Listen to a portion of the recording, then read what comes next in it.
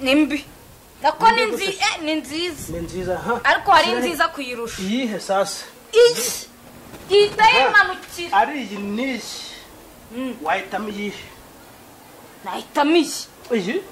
aka kafe aka inini ni iyihe aka oya inini ni iyihe aka mwana inini ni iyihe inini iyi ni si nkundi nini ubundi nkundi ntoya yesu we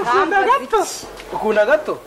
ntoya ntago nkunda gato ariko gato sinyana nayirya ubundi bamo isukari nyinshi ntabwo navuze gato kandi isukari nyinshi itera ntabwo navuze gato navuze agato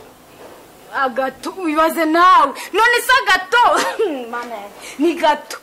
oya navuze agato ukunda inini cyakunda into subiza icyo nakubajije nkunda into inini niyo ukunda ndabizi nto ukunda inini nto ndabizi ko ukunda inini nkunda nto inkisi inkweto se burya sheri ndagukunda nakuzanye mbiza reka nigurukire wigurukire hoya wiguruka sheri ugurutse Imana ahita gutwara nkakubura mpacyagukeneye mpaconywa fata conwa shako jire ku busambo mwana se wowe ntukageme mwana nyine buretse mubwira ashyira bugatora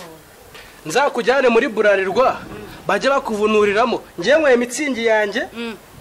sinayigeza no mu cya gatatu none urayimaze ugejeje mu cya 14 igeza mu cya 4 none sinjyanda umuvure bajye bamvunuriramo njye sheri nzagusubiza iwanyu ntago ngewe sindi umukozi muri burarirwa mbabara sinzongera none ngure mitsingi yanjye uhita wihubukira uyinywa nigurukira warangiye ukabanguragurutse uguruka ujya hese nyine ntago nzongera ngufashe sheri jyunywa gake ntago ndi umukozi wa burarirwa jyunywa kenshi bagategeza iki indagara ibyo byashuno njya kukuzana ntago ibyishu byari biriho mpfe oya